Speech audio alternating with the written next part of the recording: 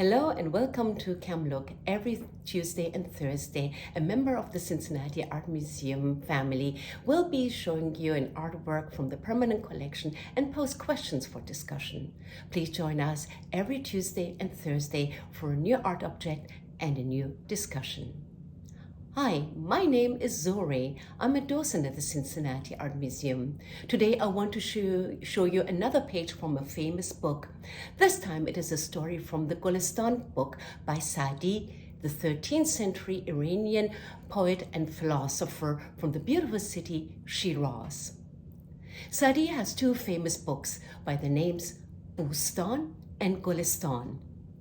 This page, painted with opaque watercolor and gold, used to be part of the Golestan book and is painted by Manohar, the famous Indian miniaturist of the Mughal school of painting. He was Manohar was active during the late 16th century and the beginning of the 17th century.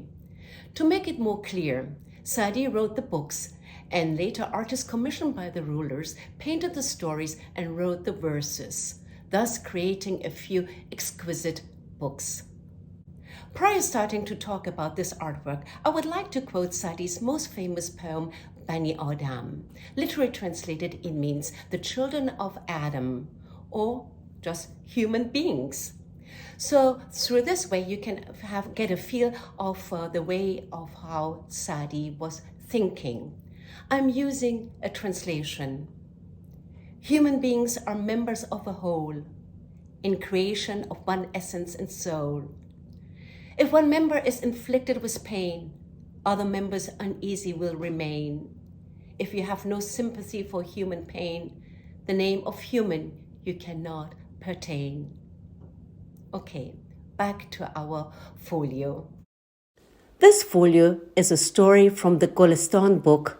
Literally translated, Golestan means rose garden or flower garden. It has been translated as rose garden.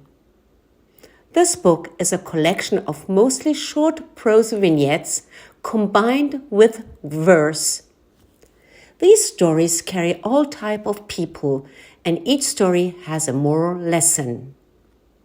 Actually, the poem I just read is from the same book, story number 10 in chapter 1. Our story is tale number 24 in chapter 3. The Golestan book is made up of 8 chapters, each containing several tales. The Golestan book was completed by Saadi in 1258. Let me read to you this story translated by W.M. Thaxton. Story 24. A big fish fell into a weak fisherman's net. He didn't have the strength to hold on to it. The fish overpowered him, pulled the net from his hands, and escaped. A servant boy went to draw water from a stream. A flood came and carried the lad away. The net had brought in a fish every time, but this time the fish got away and took the net too. The other fishermen made sympathetic noises, but they blamed him, saying, "Such a catch fell into your net, but you weren't able to hold on to it." "Brothers," he replied, "what can one do? It wasn't destined to me, and the fish had some days left.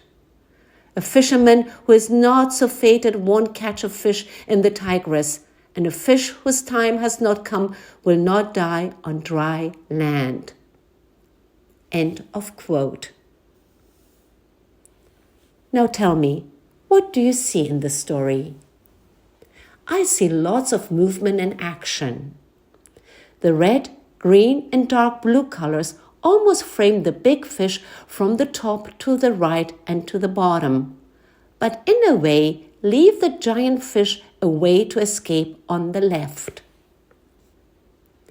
In the distance, we see a small town or village that is almost covered by the script. To me, that box looks more like a bridge, which seems fitting to this story. As you see, we have two lines of the story. For C is read from right to left. The top line reads, I quote, "Such a catch fell into your net, but you weren't able to hold on to it." "Brothers," he replied, "what can one do? It wasn't destined to me." Then, in the second line, the story continues, but it stops with an unfinished sentence. It says, I quote, "And the fish had some days left. It is said that," end of quote. Most likely, the unfinished sentence was continued on the next page. The way these two lines are set visually, they resonate with the prose and verse composition of the story. The first line is more like prose, while the second line looks more like a line in a verse. The classical Persian verse line is composed of two half lines that are metrically identical. Personally, I love all the action happening in this story. What about you? Now, I'd like you to look more closely at this painting and tell me what caught your attention first. Did this painting make you curious to learn more about the story? What is the moral of the story? Do you agree with Sadie? Please write your comments below. That's appreciated. See you soon again, and bye-bye.